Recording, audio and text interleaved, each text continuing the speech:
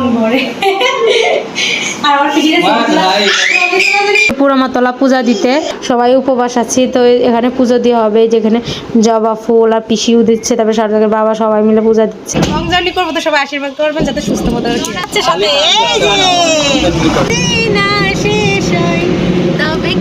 অনেক বেশি পরিমাণে গরম ছিল আর রোদ দূরের তাপটা অনেক বেশি ছিল, যেন ভুট্টা হলো সব শুকাচ্ছে এলো এইদিকে, মানে ভুট্টা চাষটা বেশি সবই গোল মানে স্বর্ণের, এটাই সবাই বলে। তো গঙ্গা স্নান করে এই নদীতেই।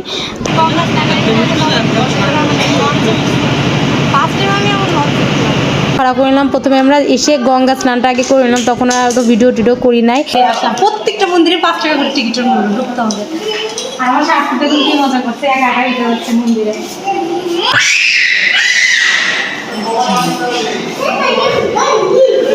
সবাই হোলি খেলছিল, আমরা হোলির 2-3 দিন পরে গেছিলাম। তারপরে বৃন্দাবন এটা আমরা দর্শন করবো, আর এখানে এক একজনের ঢুকতে 10 টাকা করে লাগছে। তো এখন আমরা এই যে রাসলীলা, তো এখানে সব রাসলীলা হচ্ছে, এই যে ঘুরছে, খুব সুন্দর লাগছে। সবাই কেমন আছেন? আশা করি সবাই খুব ভালো আছেন, আমরা অনেক ভালো আছি। তো আজ আমরা যাচ্ছি হলো মায়াপুর এবং নবদ্বীপে। তো সকাল সকাল সবাই মিলে বের হয়ে যাচ্ছি, গাড়ি দাঁড়িয়ে আছে আমাদের জন্য। তো এই যে পিসি, দীপা হলো গোপাল সোনাকেও নিয়ে যাচ্ছে এই যে। তো এই যে পিসি মশাই বাড়িতেই থাকবে আর আমরা সবাই মিলে যাব। এখন আমরা ওই যে গাড়ির সামনে চলে আসছি। আমরা একটু লং জার্নি করবো তো সবাই আশীর্বাদ করবেন যাতে সুস্থ মতো দিয়ে দিছি। আর প্রথমে কোথায় নবদ্বীপের উদ্দেশ্যে। তো এই যে গাড়ি ছেড়ে দিছে, আর এই যে আমি যাচ্ছি, আমার পিসি যাচ্ছে, আমার বোন যাচ্ছে, আমার ভাই যাচ্ছে, গপু যাচ্ছে সাথে। এই যে গপুকে আমরা নিয়ে যাচ্ছি। আজ যদি না শেষ হয় তবে বলো পৃথিবীটা স্বপ্নের দেশ হয়। তো আমরা সবাই গান গাচ্ছিলাম জার্নিটাকে এনজয় করার জন্য। এখন আমরা কৃষ্ণনগর যাচ্ছি। কৃষ্ণনগর থেকে একজন যাওয়ার কথা ছিল, কিন্তু পরে উনি যায় নাই, পরে আমরা সবাই মিলেই গেছি। তো এই দেখেন রাস্তাগুলো কত সুন্দর, আর আমাদের ভিডিও দিতে অনেক লেট হয়ে যাচ্ছে, কবে ইন্ডিয়া থেকে আসছে তারপর দিতে পারছি না। এই দেখেন রাস্তাগুলো কত সুন্দর, অনেক বড় চওড়া রাস্তা। তো হলো আমরা যাচ্ছি, আর এই যে একটা এখানে ব্রিজ, যে ব্রিজটা পার হচ্ছে এখন। তো দেখুন ফ্রেন্ড, এখন আমরা হাইওয়ে রোড পার করছি, আর এই পাশ থেকে অনেক অনেক জায়গাতেই যাওয়া যায়, মালদা, বহরমপুর, তারপরে ডানখোলায়, এক একদিকে চলে গেল। তো দেখুন আমরা এই যে যাচ্ছি মায়াপুর।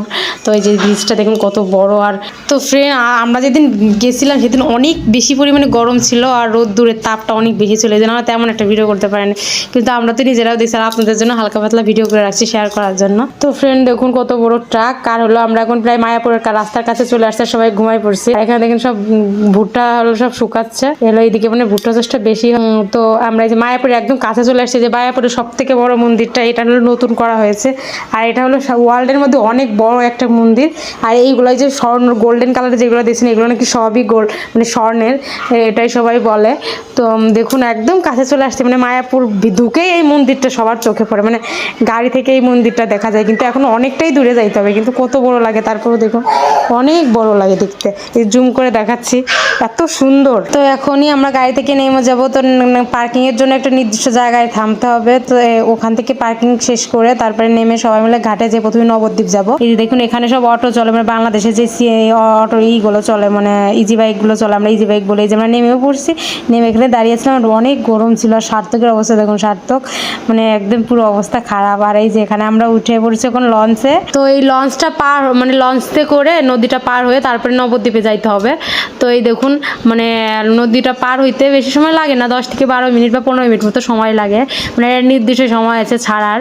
আর এই যে গোপাল সোনাকে নিয়ে দীপা দাঁড়িয়ে আছে আর পিসি বসে আছে, সবাই অনেক টায়ার, কারণ অনেক রোদ্রের মতো ঘোরাঘুরি করতে না, আসলে অনেক কষ্ট হচ্ছে। যে আমিও বসে আছি, আর এই যে গোপাল সোনাকে দেখাচ্ছে দীপা বাবের, ওরও গরম লেগে যাচ্ছে, ওটা বাতাস খায় না। আর ওই যে দীপ্ত ওই সাইডে দাঁড়িয়ে আছে, দেখুন অনেক সুন্দর লাগছিল। কিন্তু এই নদীটা পার হই, তো এইটা কিন্তু 2টা নদীর মিলনস্থল, আর এখানে কিন্তু সবাই গঙ্গা স্নান করে এই নদীতেই। তো আমরা একদম কাছাকাছি চলে আসছি, মানে নবদ্বীপের একদমই কাছাকাছি। ওই যে ওখানে আমরা মানে লঞ্চটা থামবে, আর ওখান থেকে আমরা নবদ্বীপের ভিতরে যাব। এই যে একদম কাছাকাছি, আর অনেকগুলো এখানে কিন্তু লঞ্চ আছে বা নৌকার মতো অনেক ছোট ছোট ইসেও আছে, ইচ্ছা মতো আসতে পারবেন আপনারা।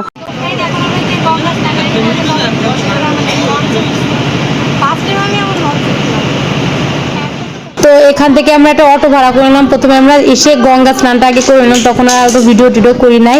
আর এখন একটা অটো ভাড়া করে পুরো নবদ্বীপের যতগুলো মন্দির আছে এগুলো সব ঘুরে আমরা দেখবো এই অটোতে করে, কারণ হেঁটে হেঁটে দেখা খুবই কষ্ট হয়ে যাবে, জন্য একটা অটো ভাড়া করলো। আর অটো ভাড়া 450 টাকা মতো রাখছিল।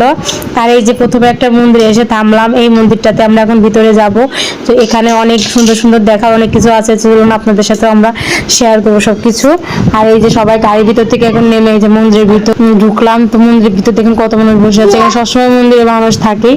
আর এখানে ঢুকতে আমাদের এক একজনের 5 টাকা করে লাগছে। এই যে প্রথমে আমরা ঢুকে পড়েছি, ঢুকে একটু দেখছিলাম। আর সার্থক তো অনেক টায়ার্ড হয়ে পড়ছে, সার্থক দেখুন সার্থককে স্নান করে ড্রেসটা চেঞ্জ করে দিয়েছে। আর যেখানে সবাই হোলি খেলছিল, হোলির 2-3 দিন পরে গেছিলাম, তারপরে হোলি খেলা মানে সবাই করছিল। অনেক দেখে মনে হচ্ছিল ইন্ডিয়াতে হোলি উৎসবটা আসলে অনেক সুন্দর হয়, অনেক দিন ধরে হয়, প্রায় 1 সপ্তাহ 2 সপ্তাহ ধরে হোলি খেলতাম না, আগ থেকে শুরু হওয়ার পরেও শুরু হয় খেলা। এখানে ছেলেগুলো সব হোলি খেলছিল। আর অনেক দোকানও আছে, অনেক ধরনের দোকান। এই যে সার্থক আমার কারোর কাছে যাবে না, মানে শুধু আমার কোলে থাকবে আর ওর বাবার কোলে, কিন্তু বাবা তো একদমই কোলে নেয় না, শুধু আমিই নিই। আর আমার পিসি জোর করে নিতে যাচ্ছে। কিন্তু এখানে হলো এটা হলো গুপ্ত বৃন্দাবন, এটা আমরা দর্শন করবো। আর এখানে এক একজনের ঢুকতে 10 টাকা করে লাগছে। তো এখন গুপ্ত বৃন্দাবনের ভিতরে বৃন্দাবনে যাচ্ছি এখন আমরা। গুপ্ত বৃন্দাবন এত সুন্দর, যারা দেখছে তারা তো দেখছে, আর যারা দেখেনি তারা এই সৌন্দর্য বুঝতে পারবে না। তো গুপ্ত বৃন্দাবনে যাওয়ার খুব ইচ্ছা ছিল।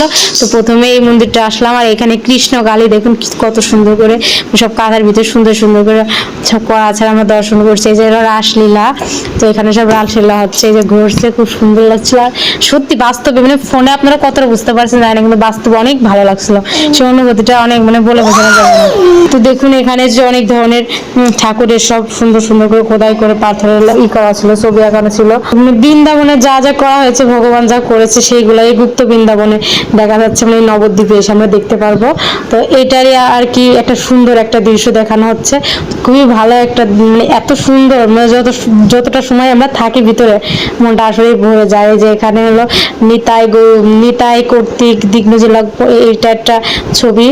আর হলো এই যে সব জায়গায় একটা করে মানে ঠাকুরের এক একটা দৃশ্য দেখানো হচ্ছে। আর এখানে সব লেখা লেখা আছে, এটা নিমাই সন্ন্যাস।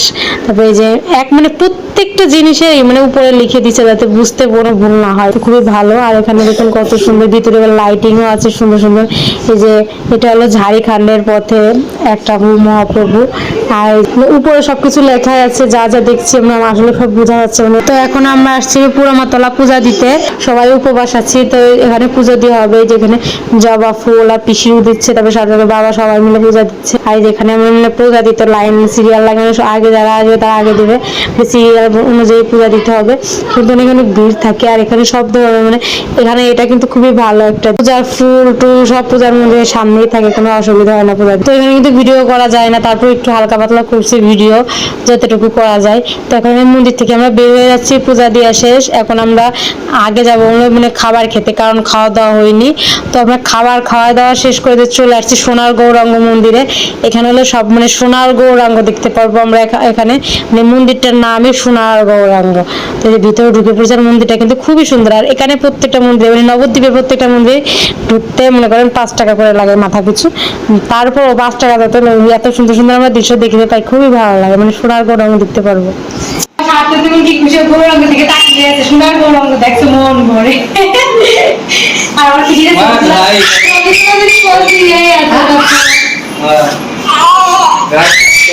তো এখন আমরা যে ছবি তুলছিলাম তিনজন, আমার সাথে কিন্তু খুব খুশি, দেখেন ঠাকুর দেখে কি খুশি, ভিতরে মনে হচ্ছে ধরবো, দেখেন না গেল দিয়ে মানে ভিতরে ঢুকে যাচ্ছে। আর যে দীপ্ত এখানে ক্যামেরা নিয়ে আসছিল, ক্যামেরায় আমার ছবি তুলে দিচ্ছিল, আর ছবির মধ্যে খুবই সুন্দর হয়েছে। আর দেখুন ওই যে সোনার গৌরাঙ্গ, তার সাথে সাথে অনেক গোপাল ঠাকুর আছে, তারপরে অনেক সব ধরনের ঠাকুরই আছে। যেখানে লেখা আছে সোনার গৌরাঙ্গ, যেটা লেখা আছে ওইটা। আমরা আসছি অদ্বৈত গোসাইয়ের মন্দিরে। তো এখানে যে আসলাম, প্রত্যেকটা মন্দিরে 5 টাকা করে টিকিটের মূল্য, ঢুকতে হবে। আর আমার শাশুড়ি কি মজা করছে, একা একা দিতে হচ্ছে মন্দিরে।